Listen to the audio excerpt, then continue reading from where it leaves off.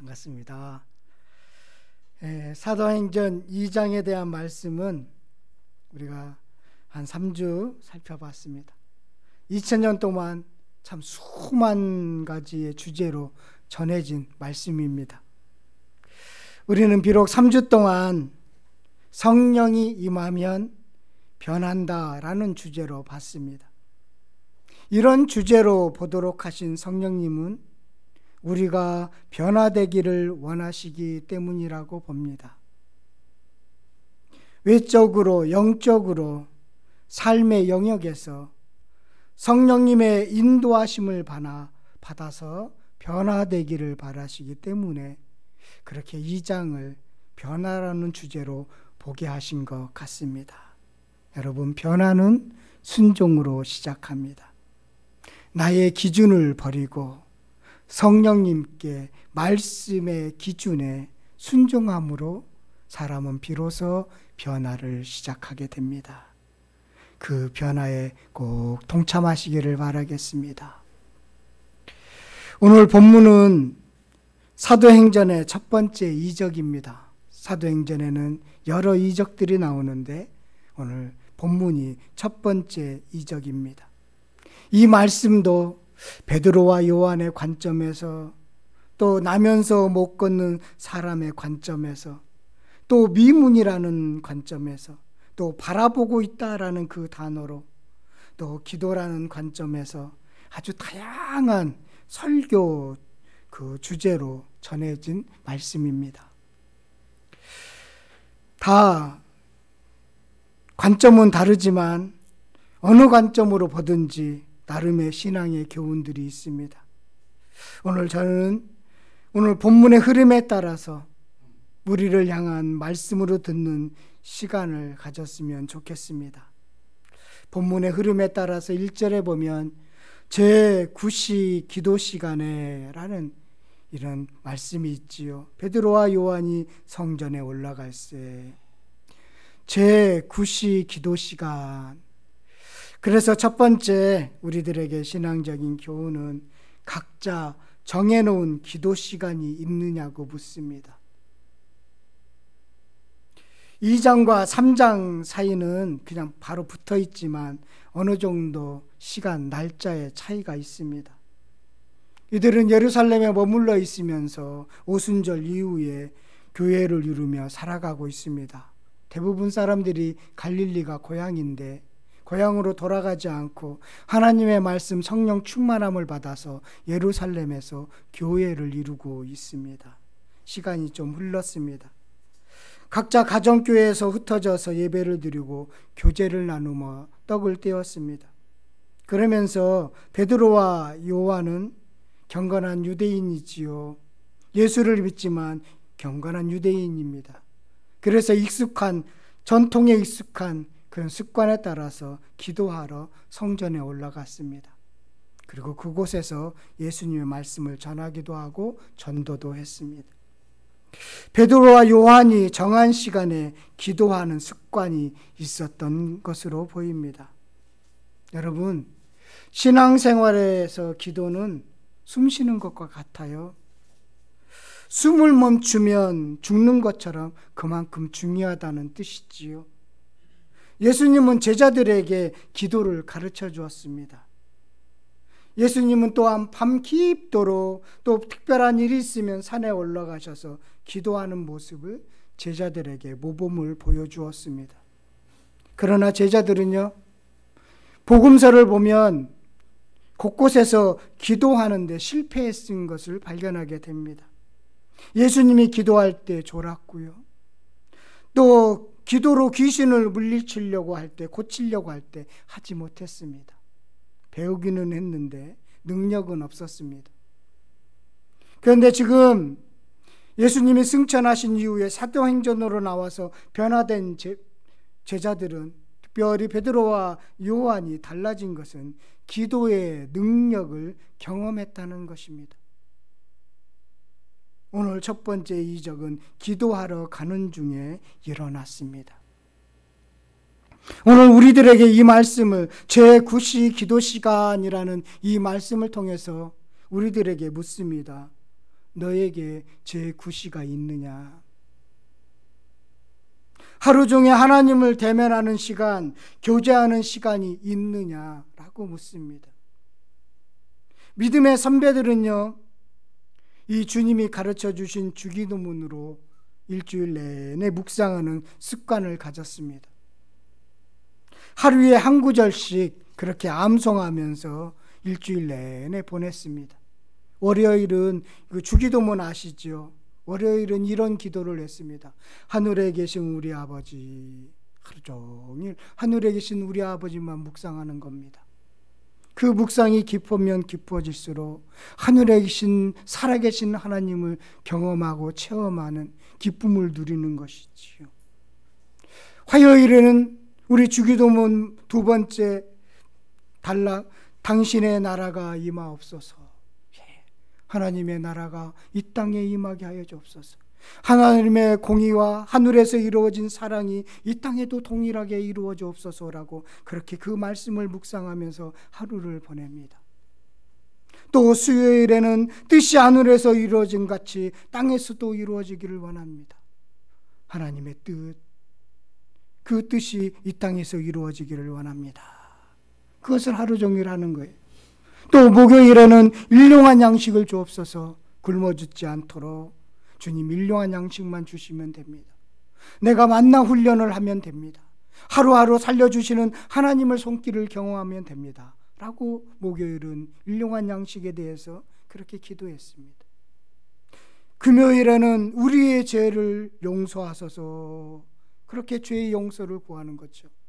4일 동안 살면서 지었던 죄들을 또 우리가 생각나게 해주는 그런 죄들을 용서해달라고 그렇게 죄의 용서를 구합니다.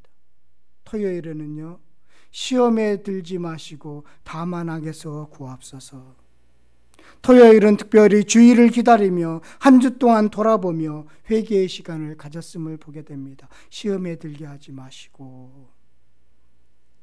기도는 배우는 것으로 만족하는 것이 아니라 실천하고 능력을 경험하는 것입니다.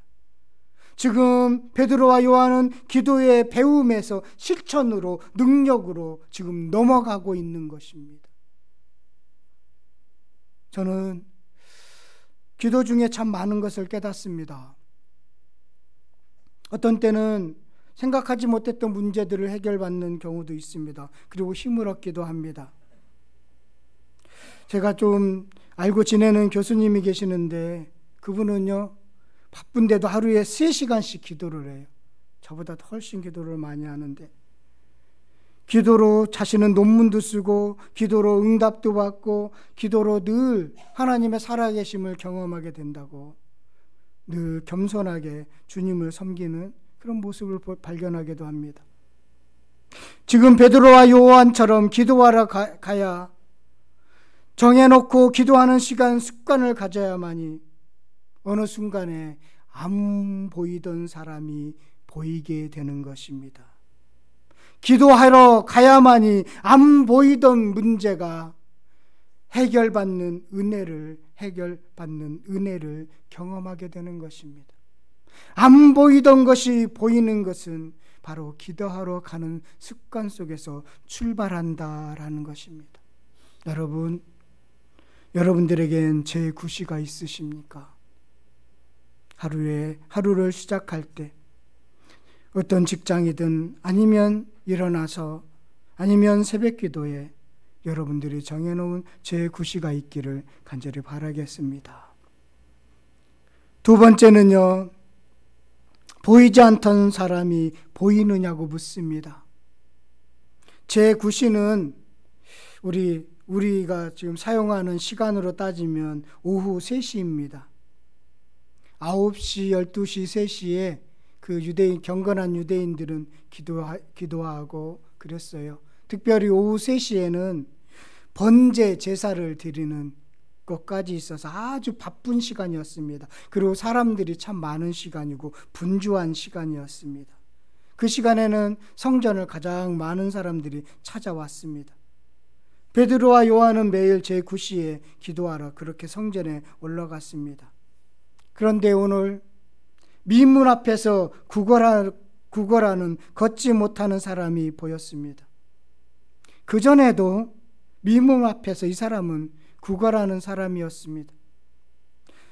40년 동안 그 자리에서 그렇게 구걸하던 사람이었습니다. 그런데 이 장을 경험한 사람은 세상에 살던 눈이 바뀐 것입니다. 베드로와 요한은 지금 눈이 바뀌었습니다. 그래서 그 전에 보이지 않던 사람이 보이게 되었습니다. 그 전에도 베드로와 요한은 제9시가 되면 습관적으로 기도하러 갔습니다. 그런데 그 사람이 보이지 않았었는데, 미문에 앉아 있는 사람이 보이지 않았는데, 일정이 바빠서 빨리 기도하고 사람이 더 붐비기 전에 기도하고 내려와야 되겠다는 바쁜 마음이 있었는지는 모르겠지만 그냥 지나쳤습니다. 그런데 오늘 그 사람이 보입니다. 오늘 3절의 말씀을 보면 그가 베드로와 요한이 성전에 들어가라 함을 보고 구걸하거늘, 또 4절에 보면 베드로가 요한이 더불어 주목하여 이르되 우리를 보라 하니, 3절과 4절에는 두 시선이 겹칩니다. 구걸하는 사람이 본 시선과 베드로와 요한이 주목한 시선입니다. 구걸하는 사람의 시선은 무언가를 얻기 위해서 바라보고 있습니다. 힘없는 눈빛, 초점 잃은 시선, 그런 눈빛이 아니었을까요?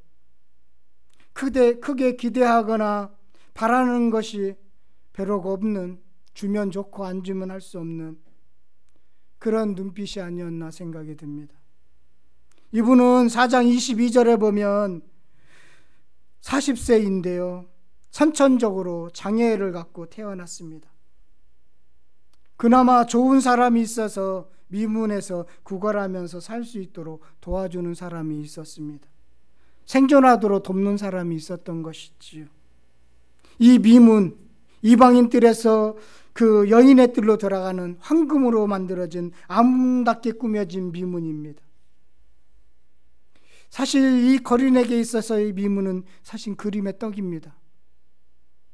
미문을 통해서 성전에 들어간다는 것은 꿈조차 꾸지 못했고, 그리고 레위기 21장에서 분명히 장애인은 부정한 자라고 해서 제단에 가까이 가지 못하도록 했기 때문에 그는 그냥 그곳에서 아무 시선 없이 하루하루를 살아가는 것이 인생의 전부였습니다. 이런 인식은 복음서에 등장하는 제자들도 별반 차이가 없었습니다. 부정한 자다. 요한복음 9장에 보면 제자들이요, 길을 가다가 시각장애인을 보게 됩니다. 그러면서 제자들이 예수님에게 묻습니다.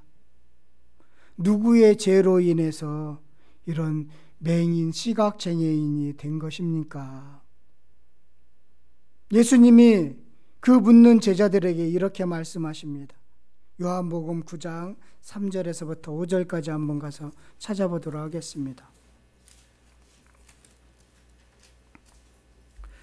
미문 앞에 있는 이 거린도 마찬가지고, 그래서 사람들이 접촉하지 않고 만지지 않고 힘없는 시선으로 살 수밖에 없는, 자신은 부정한 자라는 인식 속에서 살아가는 그런 사람이었는데, 예수님은 이들에 대해서 이렇게 말씀하고 있습니다. 요한복음 9장 3절부터 5절까지 함께 읽도록 하겠습니다. 예수께서 대답하시되 이 사람이나 그 부모의 죄로 인한 것이 아니라 그에게서 하나님이 하시는 일을 나타내고자 하심이라. 때가 아직 낮음에 나를 보내신 이의 일을 우리가 하여야 하리라. 밤이 오리니 그때에는 아무도 일할 수 없느니라. 내가 세상에 있는 동안에는 세상의 빛이로다. 아멘. 시각장애인이 되는 것은 본인이 원했던 것도 아닙니다. 부모도 원했던 것이 아닙니다. 그러나 하나님이 하실 일을 나타내기 위해서 허락하셨다라는 것이 예수님의 말씀입니다. 잘 알지 못하지만 이렇게 건너서 아시는 분이 계십니다. 그분은 의사인데 또 학생들도 가르치고 있습니다. 그런데 그분이 갑자기 다리를 쓰지 못하게 되었습니다. 휠체어를 생활하면서 주변에서 긍정적인 마음을 먹어라, 그런 조언에 따라서 기도도 열심히 하고 운동도 열심히 했습니다. 그런데 시간이 흐를수록 1년, 2년 지났는데 좋아질 기미가 없어졌습니다. 그래서 참 많이 힘들었습니다. 그런데 어느 날 요한복음 9장의 말씀을 보고 그분이 깨닫게 되었습니다. 하나님이 뭔가 하실 일이 있겠지. 하나님이 하실 일을 드러내기 위해서겠지. 시선이 달라졌습니다. 기적이지요. 비록 아직도 그는 휠체어 위에서 생활하지만 그의 시선은 바뀌었습니다. 사람이 달라졌습니다. 기적이지요. 장애는 나도 원하지 않았고 부모도 원하지 않았습니다. 그러나 어떻게 바라보냐에 따라서 달라집니다. 주님은 바라보는 눈을 바꿔놓았습니다. 아버지의 시선으로 보도록 바꿔놓았습니다. 육신의 시선으로 보면 잘난 사람들만 보여요. 근데 성령의 눈으로 보면 병든 영혼이 보입니다. 성령의 눈으로 보면 영혼이 죽어가고 씨름하는 것이 보입니다. 베드로와 요한은 이전에 누구의 죄인가라고 예수님에게 물었던 제자였습니다. 그런데 성령이 임한 베드로와 요한은 하나님의 뜻을 이루기 위한 것으로 이제 보게 되었습니다. 성령의 능력으로 시선이 바뀐 것입니다. 오늘 아침에 하나님은 우리들을 향해 보이지 않는 사람이 보이느냐고 묻고 계십니다. 여러분들의 시선은 어디에 고정되어 있습니까? 거린의 시선입니까? 구걸하는 그 사람의 시선입니까? 아니면 베드로와 요한의 시선입니까? 베드로와 요한의 시선으로 보이지 않던 사람이 보이는 은혜가 있기를 바라겠습니다. 이것이 첫 번째 사도행전에 나오는 기적들의 내용들입니다. 세 번째는요, 이 첫 번째 기적이 사도행전에서 첫 번째 기적에 들은 내용들인데요. 세 번째의 내용은 주는 것이 달라집니다.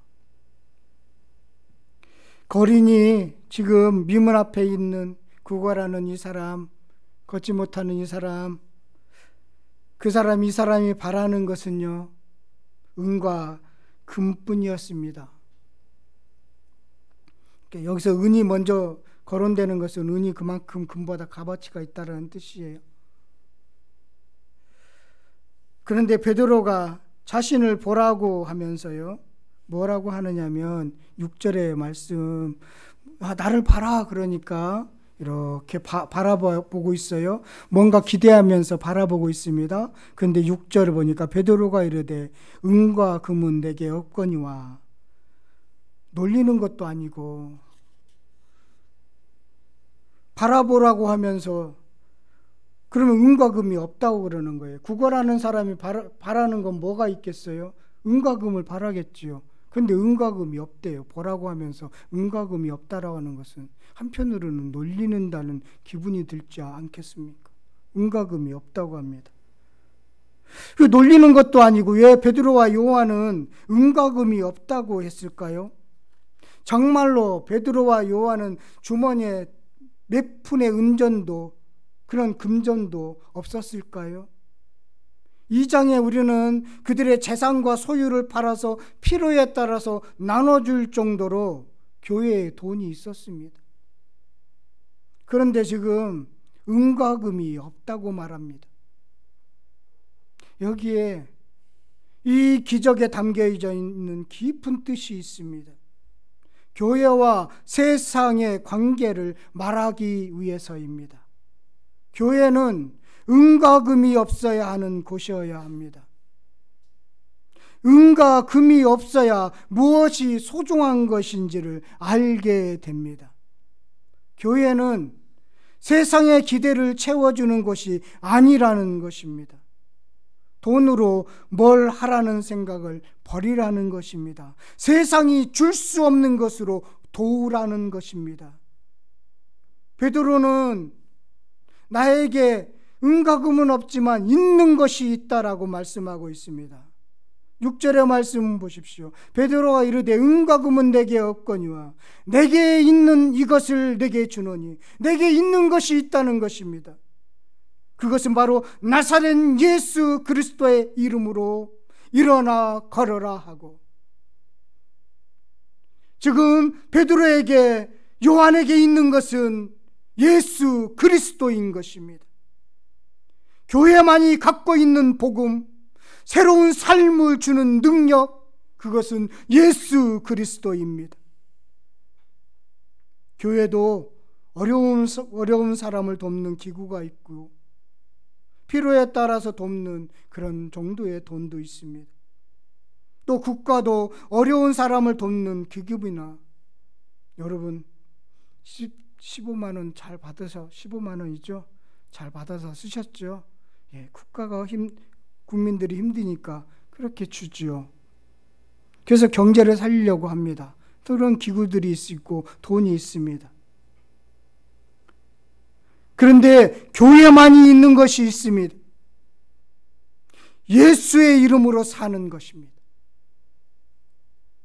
교회와 세상의 관계를 우리들에게 가르쳐주고 있습니다.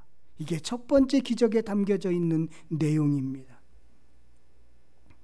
예수를 은과 금으로 바꾸면 능력을 상실하게 됩니다.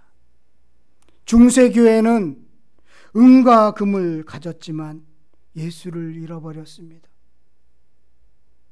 예수로 충분하다는 고백이 없으면 아무것도 아니기 때문입니다. 우리 교회는 은과 금이 없습니다. 그러나 예수는 있습니다. 우리 교회 성도는 은과 금이 그리 많지 않습니다. 조금은 있는 것 같아요. 보니까 저보다는 조금 더 갖고 있는 것 같아요. 그러나 예수는 있습니다. 은과 금으로 살던 나는 죽었습니다. 이 장을, 성령이 임하여 변화된 사람, 이 장을 경험한 사람들의 사는 방식이 달라지는 것입니다.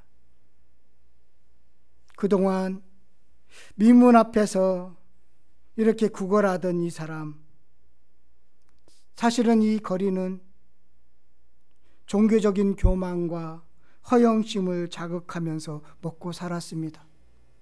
옛날에는 그렇게 교회 앞에서 한 푼 달라고 이렇게 하시는 분들도 있었죠. 주일에. 다 그런 것과 비슷한 것이죠.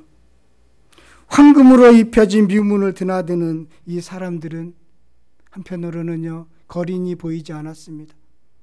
그들은 황금으로 입혀진 그 문을 통과하면서 종교적인 자부심을 갖게 되었습니다. 어쩌면 지금으로 이야기하면 큰 교회를 다니거나 유명한 목사님이, 교회의 목사님인 그런 분들 흔히 빠질 수 있는 실수이기도 합니다. 미문은 이처럼 허영과 교만이 녹아져 있는 문이었습니다. 이 동남아 사원을 보면요, 정말 화려하고 웅장합니다. 비교가 안 돼요. 우리나라 절이나 사원하고는 비교가 안 돼요. 미얀마 그 못 사는 나라 사원을 가잖아요. 다 금으로 입혀져 있습니다. 제가 처음 미얀마 갔을 때 그 사원을 들어가려면 신발을 벗고 들어가야 되는데, 근데 목사가 왔고 교인들이 왔는데 왜 사원을 가자고 하는지는 잘 이해가 안 돼요. 그래서 한 번 갔어요. 그러고 나서 그 다음에 또 갈 일이 있는데 또 사원 가자고 그래서, 아니 목사가 왜 가냐, 나는 신발 벗는 것도 싫고 거기 뭐 볼 것도 없고 그래서 안 간다. 우리 선교팀은 안 간다. 그랬는데 금으로 다 칠해져 있습니다. 뛰어오고 싶더라고요. 황금으로 칠해져 있습니다. 종교적인 허영과 교만이 녹아져 있는 것이죠.